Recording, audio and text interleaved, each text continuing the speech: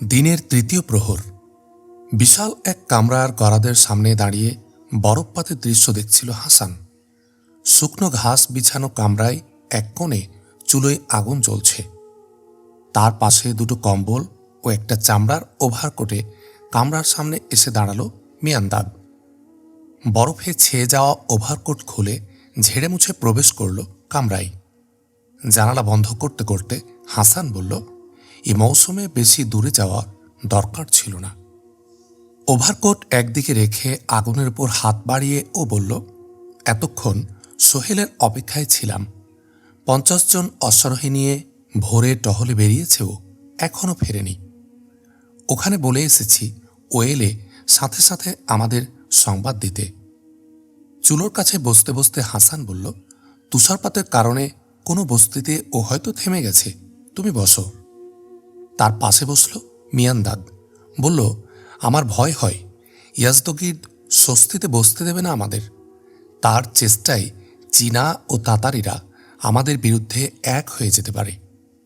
নিশ্চিন্তে হাসান জবাব দিল, সে পরিস্থিতির মোকাবিলার জন্য আমাদের প্রথম কাজ হচ্ছে বিজিত এলাকায় শত শত বছর ধরে চলে আসা রাজতন্ত্রের নাম নিশানা মুছে ইসলামী সালতানাতের ভিত্তি কায়েম করতে হবে। ইরান, সিরিয়া ও মিশরে যদি আমরা আমাদের দায়িত্ব সঠিকভাবে পালন করতে পারি, অনারবেও আরবের মতো মাটি ফুঁড়ে ইসলামী শক্তির ঝর্ণা বেরিয়ে আসবে। প্রভু ভৃত্যের দুনিয়ায় আরবদের শৌর্যবীর্য প্রদর্শন আমাদের উদ্দেশ্য নয়, বরং আমাদের উদ্দেশ্য আল্লাহর জমিনে তার দ্বীনের মশাল জ্বালিয়ে দেয়া। আজ থেকে কয়েক বছর পূর্বে কে বলতে পারত কাদেসিয়া, জালুলা আর নাহাওয়ানদের ময়দানে পরাজিত হবে কিসরার বিশাল ফৌজ? কে বলতে পারত পারস্য আর্মিয়া খোরাসানের ময়দানে তার জানবাজরাই হবে আমাদের সঙ্গী? এখন কে বলতে পারে তুর্কিদের সাথে সংঘর্ষ হলে সমগ্র ইরান আমাদের পক্ষে থাকবে না? আজ যদি আমিরুল মুমিনিনের সামনে পূর্ব পশ্চিমের দেশ জয়ের সমস্যায় মূল সমস্যা হতো, তবে আমাদের পরের চৌকি হতো ফারগানা ও সমরকন্দে। কিন্তু সীমান্ত বিস্তারের চেয়ে বিজিত এলাকায় শান্তি শৃঙ্খলা প্রতিষ্ঠা করাকে অধিক জরুরি মনে করেন তিনি। তিনি অনুভব করেছেন বিজিত এলাকায় রাজতন্ত্রের ফিতনা দমে আছে, খতম হয়নি।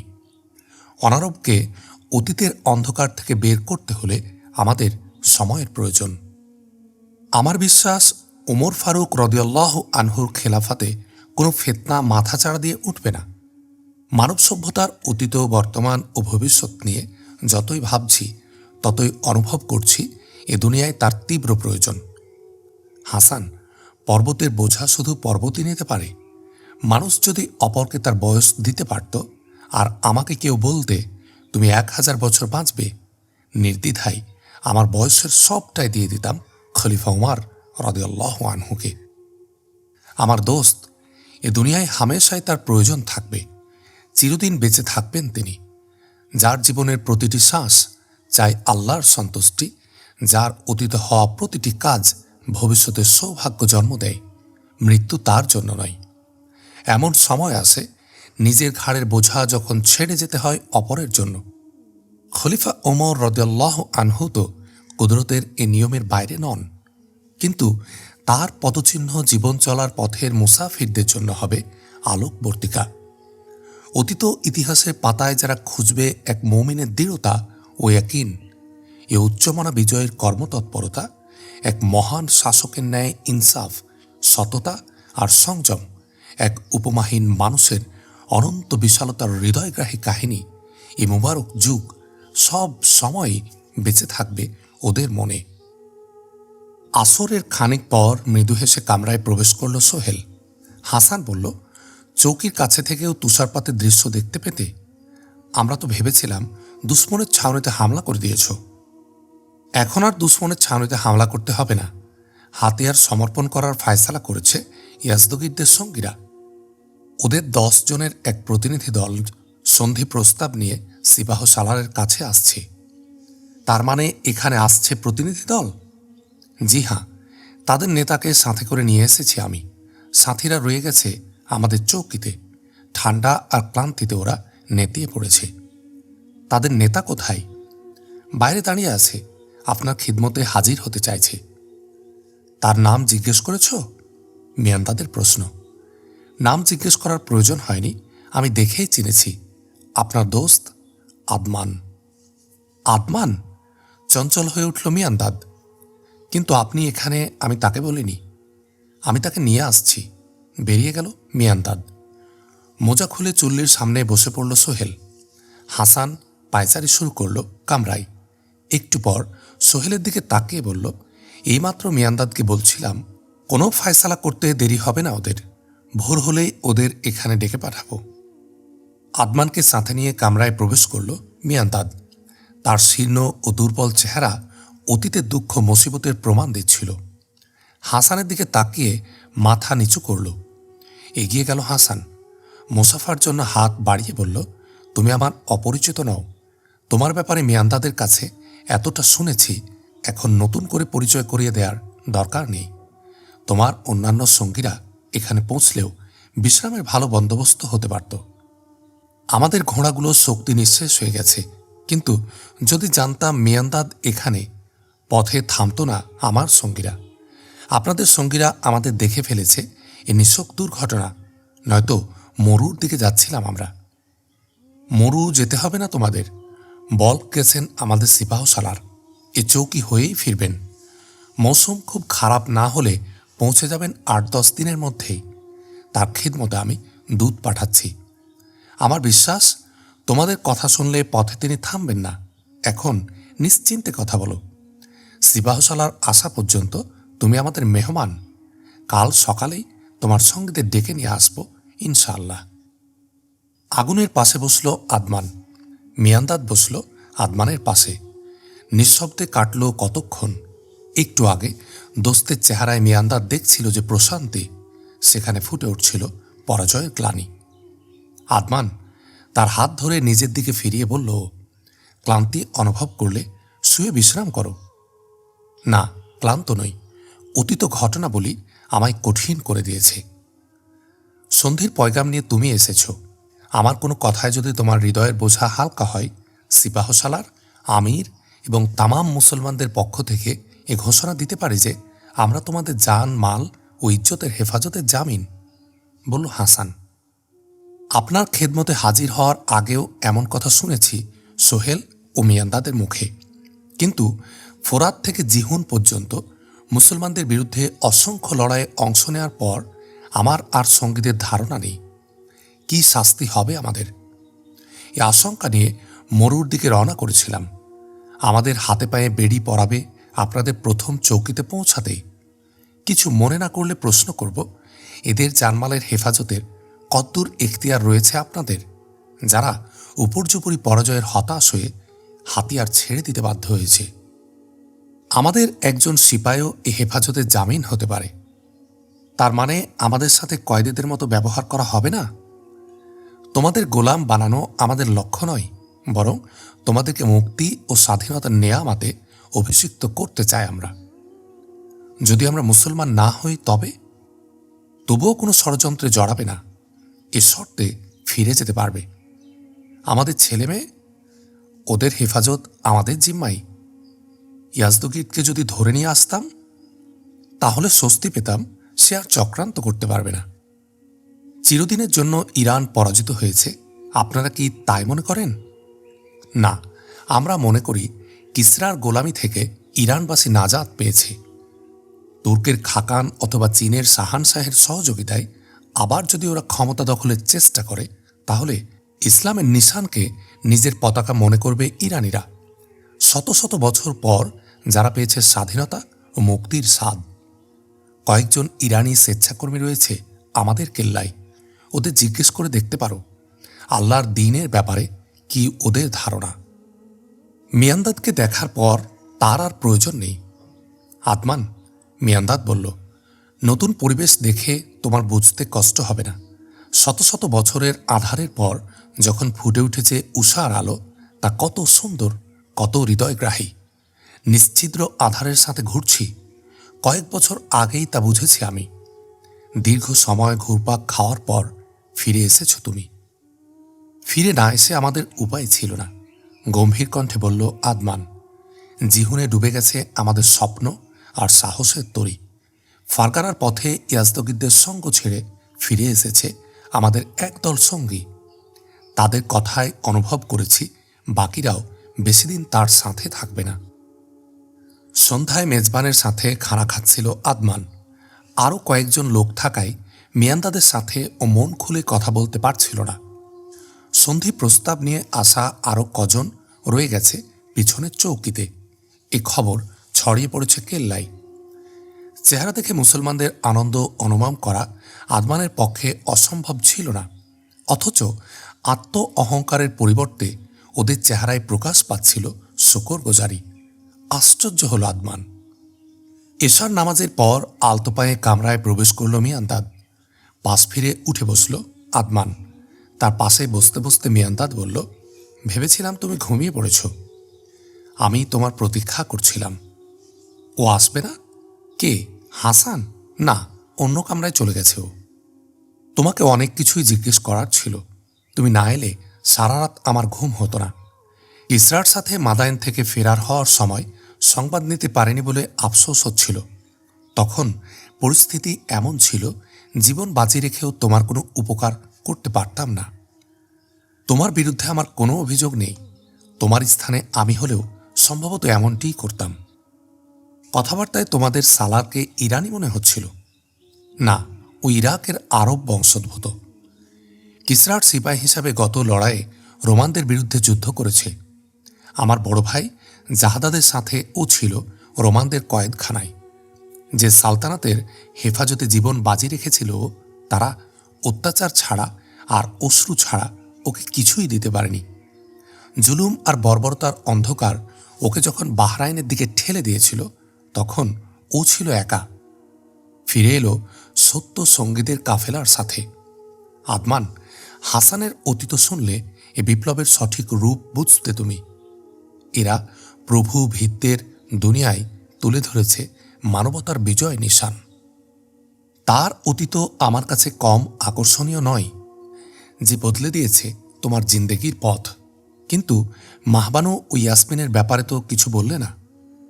ইয়াসমিন আমার জীবন সঙ্গিনী, আর মাহবানুর শাদী হয়েছে হাসানের সাথে। তোমার খবর কি? কিসরার সাথে আমরা হলওয়ান গিয়েছিলাম। অল্প বয়সী 2 বোন ও একটা ভাইকে মামার কাছে রেখে যেতে হয়েছে জালুলাই। আহত হলাম লড়াই। হলওয়ানের পথে এক বস্তিতে আশ্রয় নিলাম। কৃষকের ঝুপড়িতে লুকিয়ে রইলাম 4 দিন। এর মধ্যে হলওয়ান কবজা করল মুসলমানরা। এর জন্য ওখানে যেতে পারিনি। এখন আমি জানি না ওরা কোথায়, কেমন আছে। যে মেয়ের সাথে আমার শাদীর কথা ছিল, তার পিতামাতা মাদায়েন ছেড়ে আসেনি। এরপর আমার সব আশা ভরসা জুড়ে দিলাম শাহান শাহের বিজয়ের সাথে। কিন্তু ইরানের সাসানিদের পতাকা সম্ভবত ধুলায় মিশে গেছে চিরদিনের জন্য। তোমাকে এই আশ্বাস দিতে পারি, তোমার প্রিয়জন অথবা আত্মীয় হলওয়ান অথবা মাদায়েনে যেখানেই থাকুক, খুব শীঘ্র পেয়ে যাবে। তোমরা কি মনে করো ওদের দাস দাসী বানানো হয়নি? না, ওদের জানমালের হেফাজত করাই আমাদের প্রথম কর্তব্য। আমি কি হলওয়ান এবং মাদায়েন যাবার অনুমতি পাব? হ্যাঁ। কবে? তুমি যখন যেতে চাও। আদমান, ইরান তোমার জন্মভূমি। এই পরিবর্তিত দুনিয়ায় যখন তুমি আমার আর হাসানের দৃষ্টিতে তাকাতে পারবে, তুমি অনুভব করবে ইরানের মতো সিরিয়া এবং মিশরও তোমার নিজেরই দেশ। দুনিয়ায় ইসলাম শুধু প্রভু ভৃত্যের ভেদাভেদি ঘুচায়নি, বরং চুরমার করে দিয়েছে বংশকৌলিন্যের ঘৃণার দেয়াল। আদমান, প্রতিটি নতুন মঞ্জিলে তোমার প্রতীক্ষা করেছি আমি। হাই, সেদিন যদি মাদায়েন থেকে যেতে, নিরন্ধ্র আধারের সাথে ছুটে চলা থেকে আর ভেঙে পড়া প্রাচীরের আশ্রয় থেকে বাঁচাতে পারতাম তোমায়। এবার শুয়ে পড়ো, কাল না হয় সারা দিন কথা বলবো। না, এখন আমার ঘুম আসবে না। তোমার সে অতীত কাহিনী শুনতে চাই, যে কারণে পৃথক হয়ে গেছে আমাদের জীবনের পথ। আমি জানতে চাই সে কোন মোজেজা যা আরবের মরুচারীদের রোম ইরান সালতানাতের সাথে টক্কর লাগানোর শক্তি দিয়েছে। প্রভু ভৃত্যের ভেদাভেদ যদি তোমরা না চাও, বিজিত এলাকার বাসিন্দাদের জানমাল ও আজাদের হেফাজতি যদি তোমাদের জিম্মা হয়ে থাকে, তাহলে ময়দানে খুন ঝরিয়ে কি মজা পাও তোমরা। আমার আর হাসানের কাহিনী সেসব হাজার হাজার মানুষের কাহিনী, ভয়ঙ্কর আধারে ঘুরপাক খাওয়ার পর যারা দেখেছে আলোর ঝলক। আমার মনে হয় এর মাঝেই সব প্রশ্নের জবাব খুঁজে পাবে তুমি। গভীর মনোযোগ দিয়ে মিয়ান্দাদের দিকে তাকালো আদমান। মিয়ান্দাদ শুরু করল নিজের অতীত কাহিনী। ভোরে চোখ খুলল আদমান। মিয়ান্দাদের বিছানা শূন্য। বিছানায় নিঃসাড় হয়ে ওপরে রইল কতক্ষণ। দরজার দিক থেকে এলো কারো পায়ের আওয়াজ। উঠে বসল। হাসান প্রবেশ করল কামরায়। জানালা খুলে এসে বসল আদমানের পাশে। বলল, দেখুন, কুয়াশার আস্তরণ কেটে সূর্য বেরিয়ে এসেছে। মনে হয় অনেক ঘুমিয়েছি, বলল আদমান। সকালে এসেছিলাম, আপনাকে জাগানো ঠিক মনে করিনি। মিয়ান্দাদ বলেছে রাতে অনেকক্ষণ পর্যন্ত আপনারা কথা বলেছেন। নীরবে ওর দিকে তাকিয়ে রইল আদমান। বলল, আশ্চর্য, কাল পর্যন্ত আমার কাছে আপনি অপরিচিত ছিলেন।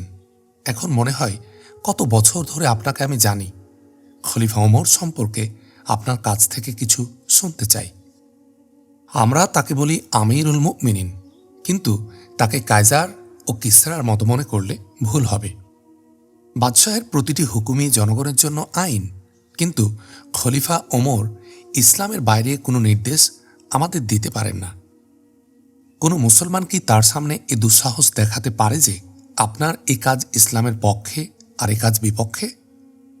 ওমর ফারুকের কোনো কাজ ইসলামের পরিপন্থী এমনটি কোনো মুসলমান ভাবতেই পারে না। আল্লাহ না করুন এমন হুকুম দিয়ে ফেললে এক বেদুইনও তার প্রতিবাদ করতে পারে। আমি তাকে দেখেছি। মদিনার যেসব লোকদের সাথে আমার দেখা হয়েছে, যারা তাকে জনতার অভিযোগের জবাব দিয়ে তাদের শান্ত করতে দেখেছেন। বুঝলাম, কায়সার ও কিসরার অহংকার তিনি ধুলায় মিশিয়ে দিয়েছেন। তার শক্তি ও বিশালত্ব অনুমান করতে পারি। দুনিয়ার কোনো বিজয়ী তার সমকক্ষ হওয়ার দাবি করতে পারে না, এ কথাও মেনে নিচ্ছি। কিন্তু বুঝতে পারছি না কি করে কোনো মুসলমান তার দিকে চোখ তুলে তাকাতে অথবা তার সাথে কথা বলার দুঃসাহস করতে পারে। মৃদু হাসল হাসান। এক ইরানি হিসাবে ভাবলে তার অনেক কথাই তুমি বুঝবে না। তুমি দেখেছ কিসরার মহল আর দুর্ভেদ্য কেল্লা, মানুষের উপর খোদাই দাবিদারদের তখ্ত তাজের দাপট দেখেছ। যদি কোনোদিন মদিনায় যাওয়ার সৌভাগ্য তোমার হয়, দেখবে সেই সম্রাটকে যার মোটা লেবাসে শত তালি। প্রজাদের মধ্যে কেউ আজ ভুখা কিনা এক টুকরো শুকনো রুটি মুখে তুলতে এ ভাবনা যাকে চঞ্চল করে তোলে। ঘর থেকে বের হন যিনি কোনো পাহারাদার ছাড়া। শহরের বাইরে বিশ্রাম নেন গাছের ছায়ায়। নিজের আরামের জন্য যিনি তৈরি করেননি কোনো মহল, দুর্গ গড়েননি আত্মরক্ষার জন্য, ক্ষমতা টিকিয়ে রাখার জন্য নেই কোনো গোয়েন্দা বাহিনী, যাকে দেখে মদিনার দিনহীন ব্যক্তিরাও গর্ব ভরে বলতে পারে তিনি আমাদেরই একজন। বাদশাদের ধর্ম এবং রাজনীতির সবগুলো বিধান জুলুমের সামিল। জবরদস্তি অধিকার বঞ্চিত করত খোদার বান্দাদের। কিন্তু ইসলাম চাই খোদার বান্দার উপর তার দিনের শাসন জারি করতে। দিনের বিপরীত কোনো হুকুম দিতে পারেন না আমিরুল মুমিনিন। ইসলামের আইন কোনো শাহানশার গোলামীর জিঞ্জির পরায় না আমাদের, বরং প্রতিটি মানবিক অধিকার সংরক্ষণ করে। যে ঘরে আশ্রয় পায় দুনিয়ার প্রতিটি মজলুম, সে ঘরের মুহাফিজ হচ্ছেন খলিফা। যে সালতানাতের ভিত্তি ভ্রাতৃত্ব আর সাম্যের উপর, তিনি তার পরিচালক। ইয়ারমুক, আজনাদাইন, কাদেসিয়া এবং নাহাওয়ানদের বিজয়ের জন্য আগামী দিনের ঐতিহাসিকগণ তাকে দেবে বিজয় মাল্য। কিন্তু আমার কাছে তার বড় বিজয় হচ্ছে যা তিনি নিজের প্রচণ্ড কৌয়তের মাধ্যমে লাভ করেছেন, আর তা হয়েছে লোভ, লালসা, ক্ষমতার দম্ভ আর অহংকার থেকে তিনি নিজেকে মুক্ত করে নিয়েছেন। আরবের মরুচারীরা ছিন্ন ভিন্ন করে দিচ্ছে পূর্ব পশ্চিমের শাহানশাদের তখ্ত ও তাজ। ইসলামের মর্যাদা শুধু এই নয়, বরং যে বিজয় ও সফলতা মানুষকে খোদার আসনে বসায়, খলিফা ওমরকে তা প্রভাবিত করতে পারেনি বিন্দুমাত্র।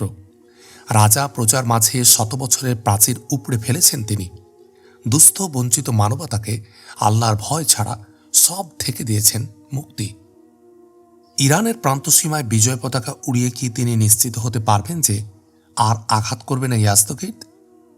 ফেরারি বাদশার কোনো গুরুত্ব নেই খলিফার কাছে। খাকান শান্তি চান, এ প্রমাণ দিতে পারলে জিহুনের সামনে যাবার অনুমতি আমাদের দেয়া হবে না। তিনি মনে করেন যত তাড়াতাড়ি প্রসারিত হচ্ছে ইসলামী সালতানাতের সীমা, তত শীঘ্র এর আভ্যন্তরীণ শান্তি শৃঙ্খলা কায়েম করা জরুরি। শত শত বছরের রাজতন্ত্র খতম হয়ে গেলে আরবের মতো এ এলাকাও হবে ইসলামের অনুকূলে। আমিরুল মুমিনিনও তা জানেন। অনর্বের উপর আরবের মুসলমানদের প্রতিষ্ঠিত করা তার উদ্দেশ্য হলে কঠিন ছিল না মোটেও। সম্রাটদের মতো তিনিও মুনিব গোলামের মাঝে তুলে দিতে পারতেন লৌহ প্রাচীর, কিন্তু প্রভু ভৃত্যের ভেদাভেদ মিটিয়ে দেয়াই তার প্রথম উদ্দেশ্য। এ ব্যবস্থা জোর করে কারো সহযোগিতা আদায় করে না, চাই স্বতঃস্ফূর্ত আন্তরিকতা। আরবে প্রথম যখন বিকশিত হয়েছিল ইসলামের আলো, সংঘর্ষ বেঁধেছে তাদের সাথে। ক্ষমতার জন্য যাদের ভরসা ছিল ভেদাভেদ। ব্যক্তি সত্তাকে খোদার দিনে লীন করতে ওরা প্রস্তুত ছিল না, কিন্তু ইসলামের নৈতিক আধ্যাত্মিক শক্তির সামনে ওরা হারিয়ে গেছে। আজ ওরাই দিনের পতাকা বহন করে গৌরব বোধ করছে। আরবের বাইরে ইসলামের সংঘর্ষ কিছু কাবিলাগুলোর সাথে ছিল না, বরং এ সংঘর্ষ ছিল পূর্ব পশ্চিমের সে বিশাল সালতানাতের সাথে, যাদের রয়েছে হাজার হাজার বছরের পুরনো ঐতিহ্য। কায়সার ও কিসরাকে পরাজিত করেছি আমরা, কিন্তু শত বছরের বঞ্চিত নিপীড়িত মানুষের চিন্তাধারা পাল্টে তাদেরকে ইসলামের ছাঁচে গড়ার জন্য প্রয়োজন আরবের মতো এখানেও ইসলামী জীবন ব্যবস্থার সত্যিকার রূপ ফুটিয়ে তোলা। আমাদের বিজয়গুলোতে খলিফা আনন্দিত, কিন্তু তার আশঙ্কা জুলুম আর মূর্খতার ভাঙা প্রাচীরের স্থানে ইসলামের মজবুত বুনিয়াদ যদি না গড়া হয়, কোনোদিন অনারবের বিক্ষুব্ধ ঝঞ্ঝা আমাদের জীবনের এবং আদর্শের ঝলমলে ফোয়ারাও ধুলোমলিন করে দেবে। তিনি জানেন আরবের মতো এখানেও যদি প্রতিষ্ঠিত হয় ইসলামী তাহজিব ও তমুদ্দুন, সে দুর্দমনীয় শক্তি সৃষ্টি হবে এখানেও, যে শক্তি ধুলায় মিশিয়ে দিয়েছে কায়জার ও কিসরার গর্বিত সিংহাসন। এরপর নতুন কাফেলার সালাররা খালিদ এবং মুসান্নার দৃষ্টি নিয়ে ইরান, সিরিয়া এবং মিশরের আরও সামনে দেখবে। মিয়ান্দাদের কাহিনী শুনে থাকলে আমার কথাগুলো তোমার বুঝতে কষ্ট হবে না নিশ্চয়। কিসরার জন্য নিজের জীবন কোরবানি করার জন্য প্রস্তুত ছিল, কিন্তু আমার মন বলতো বেশি দিন ইসলাম থেকে দূরে থাকবে না ও। তোমার ব্যাপারেও বলতে পারি, সারা জীবন অন্ধকারে ঘুরে মরার জন্য তুমি পয়দা হওনি। কবছর আগে মিয়ান্দাদ যে আলো দেখেছে, সে আলো দেখার তীব্র পিপাসা দেখছি তোমার চোখেও। থেমে গেল হাসান। আদমান নীরবে তার দিকে তাকিয়ে রইল। মিয়ান্দাদ বলেছে, ইচ্ছে করলে আমি ঘরে ফিরে যেতে পারি। এ ব্যাপারে আপনার শর্তগুলো জানতে চাই। তুমি এখন আমাদের আশ্রয়ে, তুমি জিম্মি হয়ে থাকবে না এতদূর জানায় আশা করি যথেষ্ট। আর যদি জীবনের পথ পরিবর্তন করতে চাও, সব সময় খোলা পাবে ইসলামের দুয়ার। আমার সঙ্গীরাও কি ফিরে যেতে পারবে? হ্যাঁ। মিয়ান্দাদের দোস্ত হিসাবে আমায় না হয় বিশ্বাস করলেন, কিন্তু ওদের কিভাবে বিশ্বাস করবেন? নিজের বিশ্বস্ততার কোনো জামানত যারা দিতে পারছে না। নিজের দেশের বসন্তের নতুন দোলা দেখার সুযোগ ওদের আছে। ভবিষ্যতের ব্যাপারে ফায়সালা করার পূর্ণ স্বাধীনতা থাকবে ওদের। তোমার সাথীরা আমাদের কাছ থেকে দূরে থাকলে বিপদের সম্ভাবনা ছিল, কিন্তু ওরা যখন ঘরে ফিরে যাবে তাদের পাশে থাকবে তারা, যারা ইসলামের ন্যায়, ইনসাফ ও ভ্রাতৃত্বের বাস্তবতা দেখেছে। ওরা নতুন কোনো ফিতনা সৃষ্টি করতে চাইলে তাদের প্রিয়জনদের সাহায্য পাব আমরা। অনেক দিন থেকে আমাদের লস্কর তোমাদের প্রতীক্ষা করছিল। মুজাহিদদের অনেকেই বাড়ির শতমাইল দূরে। এদিকে লড়াইয়ের আশঙ্কা না থাকলে দেশে ফিরে যেতে পারবে ওরা। তোমাদের আগমনে ওদের খুশি হওয়ার এও এক কারণ। কোনো সংকোচ ছাড়াই এখন স্বীকার করছি, হাতিয়ার সমর্পণ ছাড়া কোনো উপায় আমাদের ছিল না। গত সপ্তাহ ধরে না খেয়ে মরেছে আমাদের লস্কর। কনকনে শীতেও অনেককে দিতে পারেনি উপযুক্ত পোশাক। প্রথম দিকে স্থানীয় লোকেরা অভ্যর্থনা জানাতো, আমাদের সাহায্য করত, কিন্তু ইয়াজদুগিরদের উপর্যুপরি ব্যর্থতায় ওরা হতাশ। রোগ ক্ষুধায় আমাদের বেশিরভাগ লোক সফরের অযোগ্য হয়ে পড়েছে। বিশেষ করে নারী আর শিশুদের দেখলে মায়া হয়। আমাদের দুর্ভাগ্য, বরফপাতের কয়েকদিন আগে আপনাদের আশ্রয় নেয়ার ফায়সালা করতে পারিনি। মিয়ান্তাদকে এ কথা বলনি? না, আমায় বলা হয়েছে সিপাহ সালারের কথায় নিশ্চিত না হওয়া পর্যন্ত দুর্বলতা প্রকাশ করবে না। লস্করের সর্দারদের আশঙ্কা ছিল আমাদের ছাউনির অবস্থা টের পেলেই মুসলমানরা হামলা করবে। দোস্তকে কমপক্ষে বিশ্বাস করা উচিত ছিল। এ বিশ্বাস ছিল যে মিয়ান্দাদ আমাদের বরবাদির হাত থেকে বাঁচানোর আপ্রাণ চেষ্টা করবে, কিন্তু এ ব্যাপারে তার ক্ষমতা কদ্দূর জানা ছিল না। দোস্তকে চরম পরীক্ষায় ফেলতে চাইনি, তবে তার কথায় এ একিন পেয়েছি পতিত দুশ্মনের উপর আপনারা তলোয়ার তোলেন না, কিন্তু তাদের ক্ষুধাও আপনাদের পেরেশান করবে এতটা ভাবিনি। আমরা মুসলমান বলে দরজার দিকে এগোলো হাসান। ইউসুফ, ইউসুফ, এদিকে এসো, আওয়াজ দিল দরজায় দাঁড়িয়ে। ছুটে এলো এক নওজোয়ান, 20-এর মতো বয়স। ইউসুফ, হাসান বলল, আমাদের সবকটা খচ্চরের পিঠে আটা বোঝাই করো। ভেড়া বকরি কেনার জন্য কয়েকজনকে পাঠিয়ে দেওয়া পাশের বস্তিতে। এ রসদ বাইরে যাবে। এ ঘাটতি পূরণ করার জন্য পয়গাম পাঠাও পেছনের চৌকিগুলোতে। ভেড়া বকরির যেন 100 কম না হয়। স্থানীয় বাসিন্দাদের মধ্য থেকে কজন শক্ত সামর্থ্য রাখালো নিয়ে আসবে। 30-40 জন যাবে রসদের সাথে। উপযুক্ত পারিশ্রমিক দেয়া হবে ওদের। কোথায় যাবে রসদ? প্রশ্ন করল নওজোয়ান। খানিক রেগে হাসান বলল, মানুষের জীবন বাঁচানোর জন্য সমস্যা আমাদের সামনে, আর তুমি সময় নষ্ট করছো। রসদের কাফেলা প্রস্তুত, দুপুর নাগাদ এ কথা শুনতে চাই। বেরিয়ে গেল নওজোয়ান। ফিরে আদমানের দিকে তাকিয়ে হাসান বলল, কাল এসেই আমায় বলে দিলে এতক্ষণে এ কাজ সম্পন্ন হয়ে যেত। আমি লজ্জিত, সিপাহ সালারের অনুমতি ছাড়া এত বড় পদক্ষেপ নিলেন, এতে আপনাকে জবাবদিহি করতে হবে না? আদমান, আমাদের সিপাহ সালারও মুসলমান। ক্ষুধা কি তা তাকে বোঝাতে হবে না। কাফেলার সাথে তোমাকে যেতে হবে। তোমাদের লস্করকেও আসতে হবে না সিপাহ সালারের সামনে।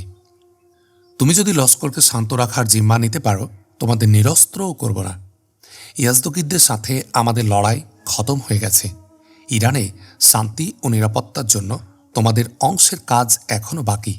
আমি জানি তোমাদের মুসিবতের কথা, তোমাদের হেফাজত করা আমাদের দায়িত্ব। আমার সঙ্গীদের পক্ষ থেকে বলছি, ইরানের শান্তি ও নিরাপত্তার জন্য আপনার ইচ্ছে আমরা পূর্ণ করব। আমি মুসলমানদের পক্ষ থেকে তোমাদের নিজের বাড়ি পৌঁছে দেওয়ার জিম্মা নিচ্ছি। আমি শুনেছি তোমরা অনেকে সফরে যোগ্য নও। শীতের মৌসুমে এই স্থান থাকারও উপযুক্ত নয় তোমাদের জন্য। মরুরুদে ওরা বেশি আরাম পাবে। যারা বেশি অসুস্থ, মরুর পথে ভালো আশ্রয় পাবে ওরা। আবার বরফপাত শুরু হলে তোমাদের খুব কষ্ট হবে। আনন্দে আবেগে হাসানের দিকে তাকিয়ে রইল আদমান। কৃতজ্ঞতার অশ্রুতে ভরে উঠল তার চোখ। হাসান বলল, আদমান, তোমার দিলে কোনো অস্বস্তি থাকলে আমি দূর করে দিতে পারি। সব অস্বস্তি, সব দুশ্চিন্তা আমার দূর হয়ে গেছে। আমরা যে পথ ধরেছিলাম তার শেষ মঞ্জিল তো এই হওয়া উচিত। না আমার দোস্ত, এ তোমাদের নতুন পথের প্রথম মঞ্জিল। অতীতের অন্ধকার থেকে বেরিয়ে বর্তমানের আলোয় তোমরা এসে পড়েছ। 5 দিন পর ইরানি লস্করের সর্দাররা ছাউনির বাইরে অভ্যর্থনা জানাচ্ছিল মুসলিম সিপাহ সালারকে। আহনাফ বিন কায়েস, হাসান, সোহেল এবং আরও 4 জন সালার ঘোড়া থেকে নামলেন। তাদের পেছনে সারি বেঁধে দাঁড়ালো 50 জন অশ্বারোহী। আদমান ও মিয়ান্দাদ রসদ নিয়ে পৌঁছে দিল 2 দিন পূর্বে। ওরা চাইতে লাগলো ইরানি সর্দারের দিকে। মুসলমানদের সামনে প্রতিনিধির দায়িত্ব পালন করছিল আদমান। ও এগিয়ে তরবারি পেশ করল সিপাহ সালারকে। সিপাহ সালার ফিরে চাইলেন হাসানের দিকে। বললেন, আমি চাই কালই তোমরা রওনা করো। মরুতে তোমাদের জন্য অপেক্ষা করব আমি। সঙ্গীদের দিকে তাকালো আদমান। কৃতজ্ঞতার অশ্রুতে ভরে গেছে ওদের আঁখিগুলো। এক বুড়ো এগিয়ে বলল, আপনি আমাদের দাওয়াত কবুল করুন। ছাউনিতে আমাদের সঙ্গীরা আপনার প্রতীক্ষা করছে। আমায় এক্ষুনি মরু পৌঁছতে হবে। আপনার সঙ্গীদের সাথে মোলাকাত হবে ওখানেই। হাসান, ওদের মরু পর্যন্ত পৌঁছানো তোমার দায়িত্ব। এদের যেন কোনো কষ্ট না হয়। পথের সব চৌকিতে এ হুকুম পাঠাচ্ছি। মিয়ান্দাদ, সোহেল এবং আরও 40 ব্যক্তি যাবে তোমাদের সাথে। তোমার অনুপস্থিতিতে কেল্লা থাকবে ইউসুফের জিম্মায়। স্মিত হেসে ঘোড়ার লাগাম হাতে নিলেন আহনাফ। খানিক থেমে আদমানকে বললেন, তুমি কিছু বলবে? আমি শুধু বলতে চাই, পুণ্য যদি পুণ্যের জন্ম দেয়, আমরা আপনাকে নিরাশ করব না। আল্লাহ সঠিক পথ চেনার হিম্মত দিন তোমাদের। ঘোড়ায় সাওয়ার হলেন আহনাফ। সাথীরা অনুসরণ করল তার। কিছুক্ষণ পর দৃষ্টি থেকে হারিয়ে গেলেন তারা। আদমান সঙ্গীদের বলল, আমার বন্ধুরা, আধার আর উষার ঝলমলে আলোর মাঝে পার্থক্য করতে ফুরাত থেকে জিহুন পর্যন্ত ঘুরে মরার প্রয়োজন ছিল না। 2 মাস পর হাসান, মিয়ান্দাদ ও সোহেল বাড়ি যাওয়ার ছুটি পেল। রাস্তা থেকে এলাকার 8 জন মুজাহিদ সামিল হল তাদের সাথে। সন্ধ্যা। দিগন্তের প্রান্ত ছুঁই ছুঁই করছিল সূর্যের লাল কপাল। বাতাসে দোল খাওয়া গমের ক্ষেত পেরিয়ে ফোরাতের তীরে দাঁড়িয়েছিল এ কাফেলা। নদীর ওপারে দেখা যাচ্ছিল 2টো কিস্তি। কিস্তিতে মাল্লা নেই। মিয়ান্দাদকে এক নওজোয়ান বলল, মাল্লারা হয়তো গায়ে ফিরে গেছে, আমি ওদের পাঠিয়ে দিচ্ছি। ঘোড়া নিয়ে পানিতে নেমে পড়ল নওজোয়ান।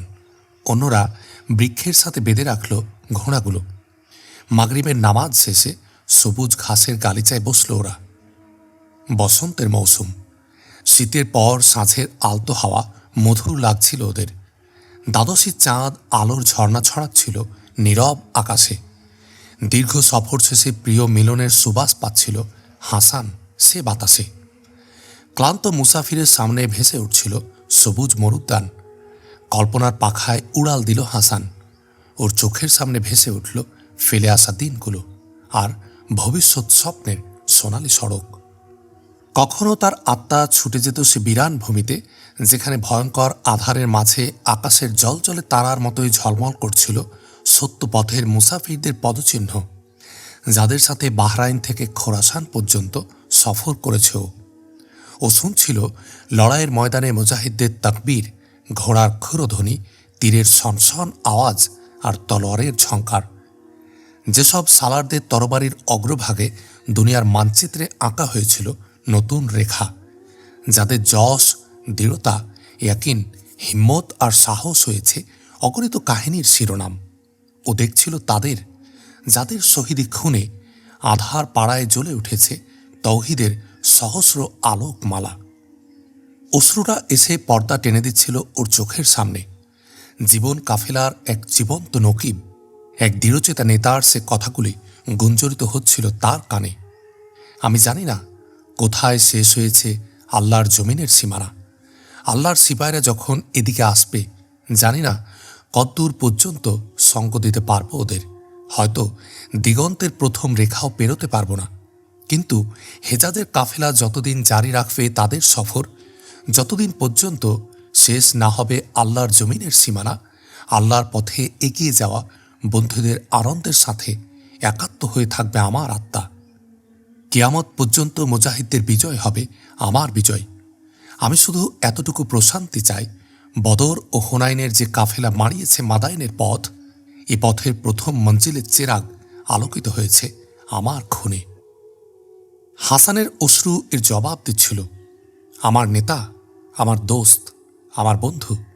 হুনাইনের কাফেলা মাদায়েন থেকে অনেক দূরে চলে গেছে। যে পতাকা তুমি তুলেছিলে একদিন, আল বুরুজের চূড়া পেরিয়ে গেছে তার ছায়া। যে কাফেলাকে তুমি আহ্বান করেছিলে, তার মুসাফিররা পেরিয়ে গেছে কত নদী দরিয়া আর কত পর্বতমালা। আচানক পেছন থেকে সোহেলের আওয়াজ ভেসে এলো, উঠুন ভাইজান। ফিরে চাইল হাসান, তাকালো ঘাটের দিকে। কয়েক কদম দূরে মিয়ান্দাদ ও কাউসের সাথে দাঁড়িয়ে আছে মাহবানু ও ইয়াসমিন। মাহবানু ছেলেকে জড়িয়ে রেখেছে বুকের সাথে। তাড়াতাড়ি এগিয়ে হাসান বলল, মাহবানু, এ সময় তোমাদের এখানে আসার দরকার ছিল না। ঢেউ উঠল মাহবানুর ভালোবাসা ও আনুগত্যের বন্ধনে। নত হয়ে এলো দৃষ্টি। জবাব না দিয়ে ঘুমন্ত শিশুকে এগিয়ে দিল মাহবানু। কোলে নিয়ে চুমু খেল হাসান। চাঁদের আলোয় তাকিয়ে রইল তার মায়াময় চেহারার দিকে। ইয়াসমিনের দিকে তাকিয়ে বলল, আর আমার বোন কেমন আছে? ছোট বোনের অভিযোগ, ভাই কোনো খোঁজ খবর নেন না। মৃদু হাসল হাসান। এখন আর ছোট বোনের কোনো অনুযোগ থাকবে না। ছুটি শেষ হলে কুফা চলে আসব। প্রতি সপ্তাহে সংবাদ পাবে তখন। আর মিয়ান্দাদও ছুটি শেষ হতে ইস্পাহানে বদলির নির্দেশ পেয়ে যাবে। এবার খুশি তো? এক শর্তে খুশি হতে পারি, গরমের সময় আপনি আসবেন। ইস্পাহান অনেক দূরেই আসবেন, তবুও যখনই ছুটি পাব ইস্পাহান ছাড়া আর কোথাও যাব না। আমিও যাব ওখানে, বলল সালমান। হ্যাঁ বেটা, তুমিও যাবে, আমিও যাবে, আমরা সবাই যাব। সোহেল, নিজের কথা কিছুই তুমি বলনি, মাহবানও বলল। খোরাসানের আবহাওয়া আমার ভালো লেগেছে। খোরাসান যদি শান্ত থাকে, আগামী বছর ইরাকের কোনো ছাউনিতে ওকে বদলি করে দেয়া যাবে। কিন্তু কিস্তি কোথায়? মিয়ান্দাদ বলল, মাত্র একটা কিস্তি এসেছিল, ঘোড়া আর সঙ্গীদের নিয়ে ওপারে গেছে, এক্ষুনি ফিরে আসবে। কিস্তি এসে ফিরে গেল, অথচ আমি টেরই পেলাম না। তখন আপনি হয়তো অন্য পৃথিবীতে ছিলেন। একটু পর কিস্তিতে সাওয়ার হলো ওরা। নদীর ঢেউয়ের দিকে তাকিয়েছিল হাসান, দেখছিল অফুরন্ত তরঙ্গের খেলা। আদিগন্ত সীমাহীন সে তরঙ্গের দোলায় দুলে উঠল তার স্মৃতির পর্দা। পর্দা সরিয়ে হাসান তাকিয়েছিল অতীতের সে বর্ণময় প্রচ্ছদে, যেখানে লুকিয়েছিল তার জিন্দেগি স্বপ্নের তামান্নারা। ফোরাতের যে তরঙ্গমালা উছলে উছলে অভ্যর্থনা জানাত মুসান্না বিন হারেসা, খালিদ বিন ওয়ালিদ এবং সাদ বিন আবি ওয়াক্কাসকে, তরঙ্গের প্রতি দোলায় সে দেখছিল সে অক্ষয় মুহূর্তের ছবি। আনন্দের সেই গুলিস্তানে বিচরণ করছিল তার হৃদয়। একমাত্র আল্লাহর পথের মুসাফিররাই যেখানে পৌঁছতে পারে।